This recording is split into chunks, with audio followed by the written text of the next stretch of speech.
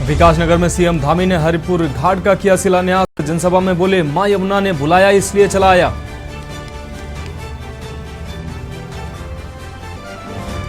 Uttarakhand subsidy के लटके मामलों में उद्योगों को बड़ी राहत। उद्योग विकास योजना में है ये subsidy.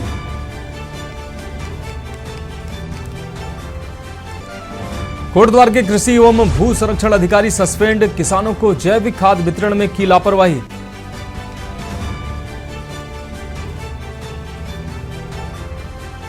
Udham Singh Nagar Haldwani state highway के पास दर्दनाक हादसा। मारुति वैन और बाइक में भिड़ंत, 3 की मौत, 6 लोग घायल।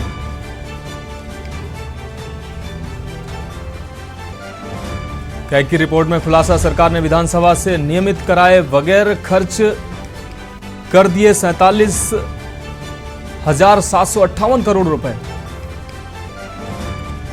और देहरादून डॉक्टरों की घिनौनी हरकत। थेरेपी के लिए आई युवती को दवा पिलाकर किया बेहोश, फिर बेशर्मी की हदें पार की।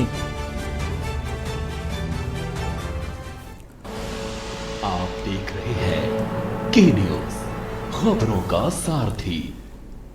नमस्कार, उत्तराखंड की खबरों में आपका स्वागत है। मैं हूं आपके साथ मनोज मानस। रुक करेंगे खबरों का। श्री कृष्ण जन्माष्टमी का त्यौहार जहां पूरे देश में हर्षोल्लास के साथ मनाया जा रहा है, वहीं धर्मनगरी हरिद्वार में भी संत समाज श्री कृष्ण जन्माष्टमी को लेकर बड़ी धूमधाम से इस पर्व को मना रहा है।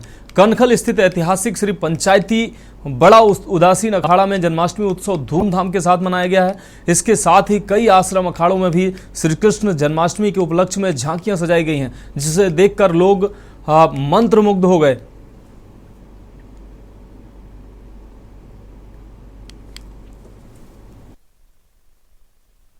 श्री कृष्ण जन्माष्टमी के पर्व के उपलक्ष्य में बहुत बहुत शुभकामनाएं समस्त देशवासियों को, सनातन धर्म हिंदू धर्मावलंबियों को। मैं अपनी ओर से और युवा भारत साधु समाज की ओर से सभी को शुभकामनाएं व्यक्त करना चाहता हूं। धर्म का हानि होता है, अधर्मी विधर्मी लोग, अत्याचारी दुराचारी लोगों का जब साम्राज्य बढ़ने लगता है तो उस समय भगवान अवतार लेकर के आते हैं। स्वयं नहीं आते हैं तो अपने अंशावतार के रूप में किसी को भेजते हैं, नहीं तो फिर संतों को स्वयं के अवतार के रूप में भेजते हैं। भगवान का प्रमुख आने का उद्देश्य भक्तों का आह्लादित करना, सत्पुरुषों का रक्षा करना और सबको प्रकृति को आनंद प्रदान करना। इसलिए भगवान धरती पर आते हैं। रुक करेंगे अगली खबर को। उत्तराखंड हाईकोर्ट ने हेमवती नंदन बहुगुणा गढ़वाल विश्वविद्यालय के 20,000 सीटों में से 1625 बच्चों को प्रवेश दिए जाने के खिलाफ दायर जनहित याचिका पर सुनवाई करते हुए कोर्ट खंडपीठ ने हेमवती नंदन बहुगुणा गढ़वाल विश्वविद्यालय को निर्देशित किया है ताकि कोई भी छात्र उच्च शिक्षा से वंचित न रह पाए। 1 सप्ताह के भीतर शपथ पत्र के माध्यम से कोर्ट को अवगत कराएं। साथ में कोर्ट ने यूजीसी केंद्र सरकार उत्तराखंड उच्च शिक्षा को भी नोटिस जारी किया है। कोर्ट ने मामले की सुनवाई के लिए 21 सितंबर की तिथि नियत की है।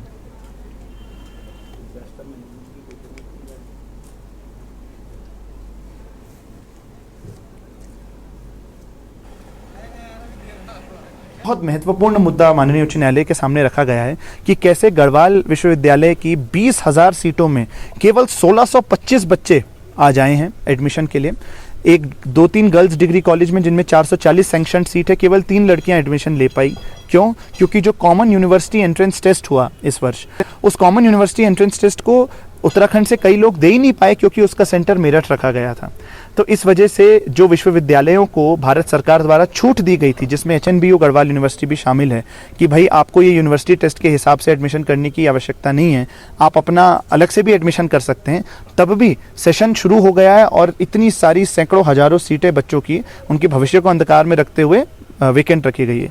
इसका बहुत गंभीर संज्ञान माननीय उच्च न्यायालय ने लिया है और गढ़वाल यूनिवर्सिटी से कहा है कि 1 सप्ताह के भीतर वो स्थिति को सुधारने की कोशिश करें। उनकी ओर से कहा गया कि उनका एग्जीक्यूटिव काउंसिल इस पर कोई उचित निर्णय लेगा और मामले की सुनवाई 21 सितंबर को चिन्हित करी गई है। तो उत्तराखंड की खबरों में वक्त एक ब्रेक का है, जल्द हाजिर होंगे।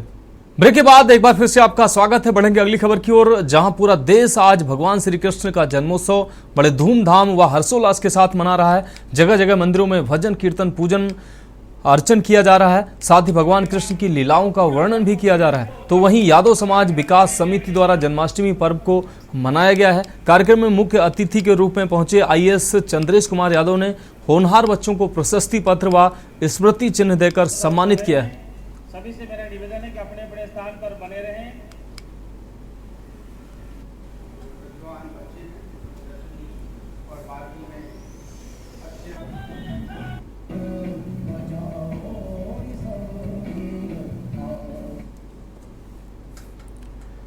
बढ़ेंगे अगली खबर की ओर। उत्तराखंड हाईकोर्ट ने कारबेट पार्क में 6000 पेड़ कटान और अवैध निर्माण के खिलाफ दायर जनहित याचिका पर सुनवाई की है। मामले की सुनवाई के बाद हाईकोर्ट ने कारबेट में 6000 पेड़ कटान और अवैध निर्माण मामले को गंभीरता से लिया है और शीर्ष अधिकारियों की संदिग्ध भूमिका को देखते हुए मामले की जांच सीबीआई को दे दी है। कोर्ट ने राज्य की अन्य जांच एजेंसियों से भी सीबीआई जांच में सहयोग करने को कहा है। कोर्ट ने आदेश की एक प्रति डायरेक्टर सीबीआई को भी शीघ्र भेजने के निर्देश दिए हैं। गौरतलब है कि तत्कालीन वन मंत्री हरक सिंह रावत का नाम सेंट्रल इनपावर कमेटी की रिपोर्ट में प्रमुखता से लिया गया है, जो माननीय उच्चतम न्यायालय में जमा की गई है। उनका नाम राष्ट्रीय हरित प्राधिकरण में जमा हुई रिपोर्ट में भी है।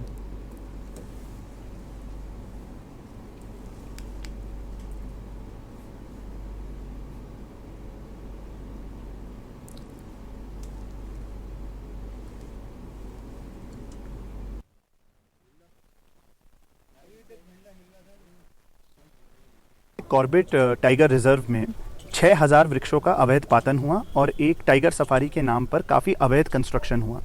इस बात का स्वतः संज्ञान माननीय उच्च न्यायालय ने अक्टूबर 2021 में लेकर राज्य सरकार से कार्रवाई के लिए कहा था। इस बीच दिसंबर 2021 में देहरादून निवासी अनुपंथ ने जनहित याचिका दाखिल करके दोषी जो है पॉलिटिकल पर्सन्स और आईएएस अफसर और आईएफएस अफसर तीनों पर कार्रवाई करने के लिए आदेश दिए थे। लेकिन जब कोई कार्रवाई नहीं हुई तब 6 जनवरी 2022 को माननीय उच्च न्यायालय ने पुनः मुख्य सचिव को निर्देशित किया कि कार्रवाई की जाए और तब जाकर तत्कालीन डीएफओ कालागढ़ किशन चंद पर कार्रवाई हुई। लेकिन तब भी जो तत्कालीन वन मंत्री थे हरक सिंह रावत जी, जिनका नाम लगातार रिपोर्ट में आ रहा था, जो सेंट्रल एम्पावर्ड कमेटी की रिपोर्ट थी जो माननीय उच्चतम न्यायालय में सबमिट हुई, या जो नेशनल ग्रीन ट्रिब्यूनल में डायरेक्टर जनरल फॉरेस्ट की रिपोर्ट सबमिट हुई, उसमें भी उनका नाम आ रहा था, उस पर उन्होंने कोई कार्रवाई नहीं करी। इस पूरे प्रकरण को एक निष्पक्ष जांच के लिए सेंट्रल ब्यूरो ऑफ इन्वेस्टिगेशन को रेफर किया जाए। इस मांग को स्वीकार करते हुए माननीय उच्च न्यायालय ने पूरी जांच सीबीआई निदेशक नई दिल्ली को रेफर कर दी है और उनसे कहा है कि उचित कार्रवाई करें। अगली खबर हल्द्वानी से है, जहां काठगोदाम हैड़ा खान सिमलिया मोटर मार्ग 1 साल बाद भी नहीं बन पाया है। जनप्रतिनिधियों ने प्रेस वार्ता कर अधिकारियों व सरकार पर आरोप लगाए हैं। कहा है कि अधिकारियों और नेताओं ने सिर्फ इस मार्ग को निरीक्षण के लिए पिकनिक स्पॉट बनाया हुआ है, जबकि 200 गांव को जोड़ने वाला यह मार्ग 1 साल बाद भी नहीं खुल पाया है। केवल वैकल्पिक मार्ग ही यहाँ की जनता इस वैकल्पिक मार्ग पर ही निर्भर है।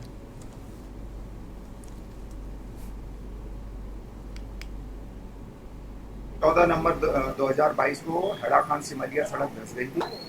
तब से लेकर आज तक लगातार अधिकारियों द्वारा, विधायक द्वारा, सांसद जी द्वारा और यहाँ तक कि प्रभारी मंत्री द्वारा उस क्षेत्र को पिकनिक स्पॉट बनाया गया।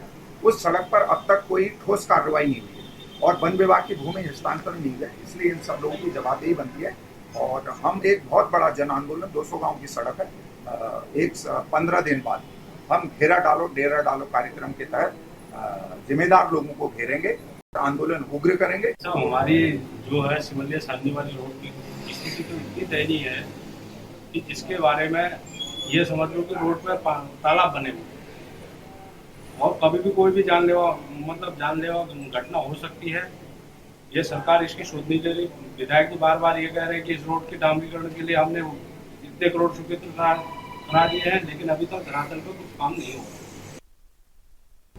अगली खबर मंगलौर से है, जहां जौरासी जबरदस्तपुर गांव के एक तालाब में कई दिनों से रह रहे मगरमच्छ को वन विभाग की टीम ने कई दिन के सर्च ऑपरेशन के बाद पकड़ लिया है। दरअसल बरसात के बाद कई नदियों और नालों में उफान आया हुआ था, जिसमें अक्सर मगरमच्छ आने की संभावना बनी हुई थी। वहीं कई दिनों जौरासी जबरदस्तपुर गाँव के एक तालाब में मगरमच्छ होने की सूचना वन विभाग को दी गई थी। वहीं तालाब में मगरमच्छ होने के कारण ग्रामीण खौफ के साए में बने हुए थे। वहीं तत्काल सूचना पाकर वन विभाग के कर्मचारियों द्वारा लगातार सर्च ऑपरेशन किया गया तो वन विभाग की टीम को सफलता हाथ लगी।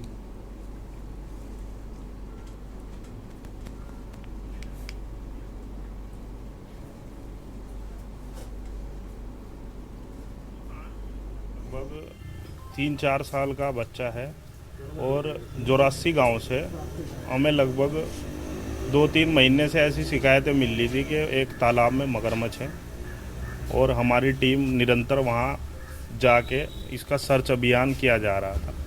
कल हमने इसके लिए वहां पर फंदे लगवाए और इसको सुरक्षित पकड़कर अभी बाणगंगा में छोड़ा जाएगा। इसके द्वारा वहां किसी भी ग्रामीण को कोई नुकसान नहीं पहुंचाया गया। रुक करेंगे अगली खबर का। मंगलौर के ठोई गांव में ग्रामीण जंगली जानवर के आतंक को लेकर खौफ के साए में जिंदगी जीने को मजबूर हैं। ग्रामीणों द्वारा जंगली जानवर को गुलदार बताया जा रहा है। दरअसल ग्रामीणों का कहना है कि गांव के जंगलों में कई बार गुलदार देखा जा चुका है। वहीं खेतों में गुलदार के पैरों के निशान भी देखे जा सकते हैं, जिस कारण से ग्रामीणों ने खेतों में जाना भी बंद कर दिया है, जिस कारण से ग्रामीण खौफ के साए में जीने को मजबूर हैं। आलम यह है कि शाम होते ही ग्रामीण अपने घरों में दुबक जाते हैं। ग्रामीणों की पूरी रात तो गुलदार की दहशत में गुजर रही है। वहीं उप प्रभागीय वनाधिकारी साधुलाल ने बताया कि कई दिन से ठोई गांव के जंगलों में गुलदार होने की सूचना मिल रही है, जिसको लेकर वन विभाग की टीम ने निरीक्षण भी किया था, लेकिन अभी तक गुलदार होने की कोई पुष्टि नहीं हुई है। लेकिन फिर भी लगातार क्षेत्र में गश्त जारी है।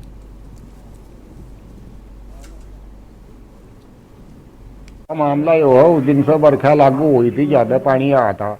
ये जानवर बड़ों में तो यहाँ आकर इन्होंने आतंक में क्या रखा, कोशिश पाड़ने तोड़ने कर रहे लोगों को। रास्ते में बैठे 20-20 आदमी इकट्ठे हुए, जहाँ घास ले, नहीं तो यहाँ डंगर भी भूखे मर गए। पानी नहीं फेर सकते रात को, वो खत्म हो जा कहने का। रात को घर पर डर लगे, क्या तो का दिन में जंगल में लगो करेंगे कार रवि कुछ भी कर लो, पिंजरा पांजरा करके ऐसे यहाँ पे ले जाओ।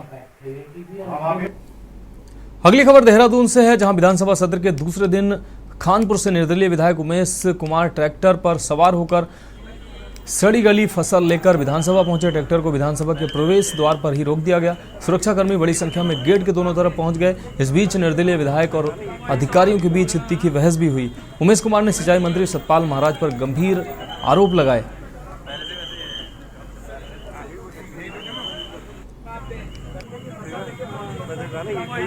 सबसे लापरवाह मंत्री हैं वो। मंत्री नहीं है, विदेश मंत्री हैं। उनके यहाँ वन वे कम्युनिकेशन है सतपाल महाराज जी के। उनको प्रवचन देने की आदत है, तो वो जानते हैं कि बस जनता सुने, उनकी आवाज उन तक ना पहुंचे।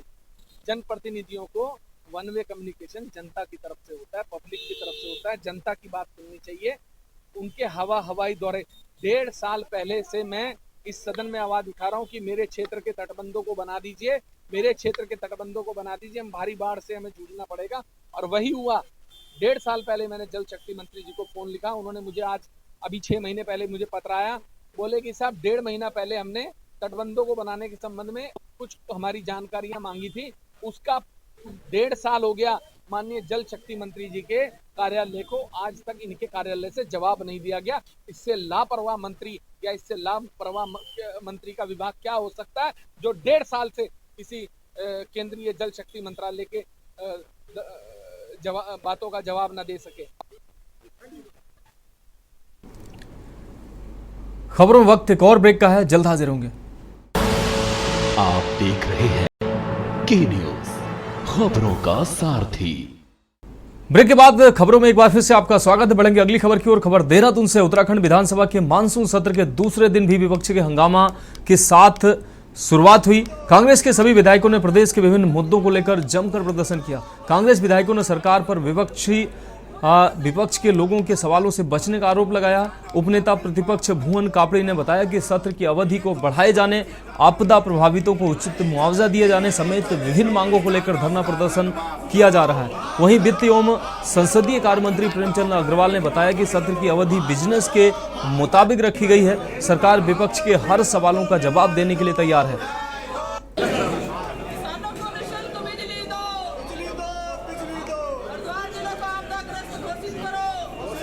जानते हैं कि जिस प्रकार से हमारे कार्य मंत्रणा समिति में हमने सारा विषय रखा और बहुत स्पष्ट तौर पे मैंने उस दिन भी कहा था, मैं आज भी आपके सामने दोहरा रहा हूँ कि जो हमारे पास बिजनेस है उसके मुताबिक हमने जो कार्य मंत्रणा समिति में विषय रखा उसी के अनुसार सदन की कार्रवाई संचालित है।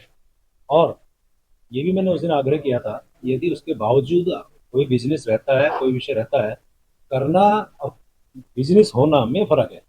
यदि हमारे पास बिजनेस है, निश्चित रूप से हम उसमें जो है पूरी तरह से हम तैयार हैं, और सभी मुद्दे विधानसभा के पटल पे आने हैं, वो आ रहे हैं। और उसके बाद आप भी जानते हैं कि अनावश्यक रूप से सरकार का, जनता का पैसा, आप समझते हैं कि एक दिन में कितना पैसा लगता है, वो सारी चीजों को मद्देनजर रखते हैं। तो फिर भी आग्रह कर रहे हैं, विपक्ष चाहता है और माननीय अध्यक्ष विधानसभा यदि अनुमति देती है, कोई ऐसी स्थिति है तो हम सदन बढ़ाने के लिए स्पीकर तो पिछली रुक रहेंगे अगली खबर का। उत्तराखंड बार काउंसिल ने हापुड़, उत्तर प्रदेश व उत्तराखंड के देहरादून, उधम सिंह नगर व अन्य जिलों में पुलिस द्वारा अधिवक्ताओं के खिलाफ की जा रही उत्पीड़न की कार्रवाई के विरोध में 8 सितंबर को उत्तराखंड के समस्त अधिवक्ताओं से न्यायिक कार्यों से विरत रहने व शांतिपूर्ण प्रदर्शन करने का ऐलान किया है। बार काउंसिल के सदस्य सचिव मेहरबान सिंह कोरंगा की ओर से इस आशय की सूचना समस्त बार एसोसिएशनों को भेज दी गई है।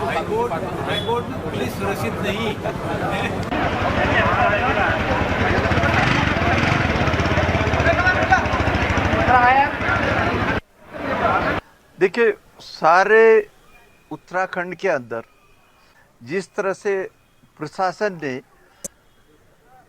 आदेशों का गलत इंटरप्रिटेशन कर रहे हैं और लोगों को, वकीलों को, सबको एक तरह से प्रताड़ित कर रहे हैं। हापुड़ में जिस तरह से बहुत बड़ी घटना हुई है और वकीलों को तो पिटाई, महिला अधिवक्ता को बहुत बुरी तरह से घायल किया और कोई ऐसा रीजन नहीं था। आज हाईकोर्ट अपनी अपनी ओर से इस निर्णय के उस पर अपने सुमोटो कॉग्निजेंस ले रहे हैं हापुड़ की घटना को।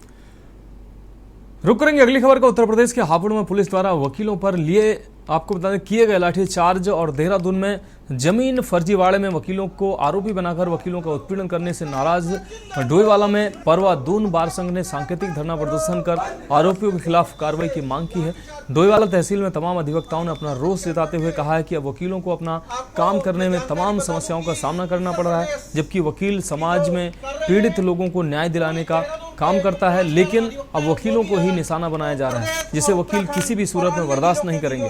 राज्यों के पहले भी कई बार अधिवक्ताओं पे हमले होते रहे हैं, लेकिन अभी उत्तर प्रदेश के हापुड़ जिले में 29 तारीख को अधिवक्ता शांतिपूर्ण प्रदर्शन कर रहे थे, तो हापुड़ पुलिस ने प्रदर्शन कर रहे अधिवक्ताओं पर लाठीचार्ज किया। उनके चैम्बरों में घुसकर महिला अधिवक्ताओं के साथ ऊपर भी लाठीचार्ज किया, जिसमें कई अधिवक्ता गंभीर रूप से घायल हुए हैं।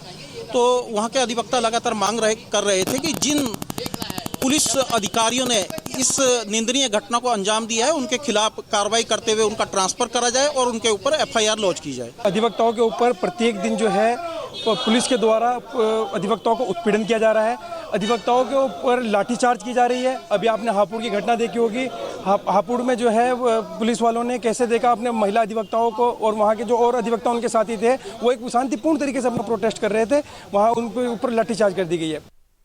अगली खबर देहरादून से है, जहां शहर में बढ़ते डेंगू के मामलों के चलते दून मेडिकल कॉलेज अस्पताल में मरीजों की संख्या का दबाव बढ़ रहा है, जिसको लेकर अस्पताल में वॉर रूम बनाया गया है। आपको बता दें, डीएमएस धनंजय सिंह डोभाल ने बताया है कि जो भी बीमारी से संबंधित लोग प्रत्यक्ष व अप्रत्यक्ष रूप से शामिल हैं, वह वॉर रूम में एकत्रित होकर एक दूसरे से डाटा साझा करेंगे। किसी भी प्रकार की दिक्कत होने पर उसमें विचार करना और उसका हल ढूंढना इस वॉर रूम के इंचार्ज हेड और मेडिसिन डिपार्टमेंट के डॉक्टर नारायण जीत सिंह बनाए गए हैं। इसमें प्रतिदिन सुबह 10 बजे सभी विभागों के मेडिसिन विभाग, नोडल अधिकारी, medical superintendent, blood bank incharge यहां आकर बीते दिन की चर्चा करते हैं और डेंगू से संबंधित सभी अपडेट्स लिए जाते हैं, जिसमें कितने सैंपल आए, कितने प्लेटलेट्स दिए, कितने बेड अस्पताल में खाली हैं, किस तरह से इलाज चल रहा है, यह सारी योजना वॉर रूम में बनाई जाती है।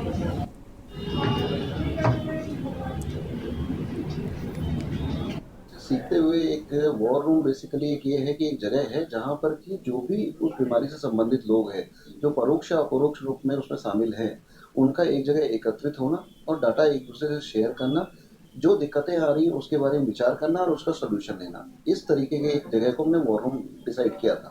जैसे कि अभी जो वॉर रूम बनाया गया है उसमें डॉक्टर नारायण जी जो हेड ऑफ डिपार्टमेंट है मेडिसिन विभाग के, उनको कोऑर्डिनेटर बनाया गया है। और सुबह जैसे हम लोगों ने डिसाइड किया है कि लगभग 10 बजे के आसपास सारे विभाग जो हैं, जैसे कि मेडिसिन विभाग हो गया, नोडल अधिकारी हो गए, हमारे MS साहब हो गए, मैं हो गया, ब्लड बैंक इंचार्ज हो गए, इन सबको वहाँ एकत्रित करते हैं और पिछले दिन क्या रहा, कितने हमारे पास सैंपल आए, कितने प्लेटलेट हमने लिए, कितने मरीज आए, कितने हमारे पास बेड खाली हैं, किस तरह से इलाज चल रहा है, कोई सीरियस हो गया, ये सारी प्लानिंग जो होती है वो उसी रूम में होती है। उसके बाद फिर आदमी अपनी अपनी जगह काम करने जाता है। तो उत्तराखंड की खबरों में अभी के लिए इतना ही। मुझे दीजिए इजाजत और आप देखते रहिए के न्यूज़ इंडिया।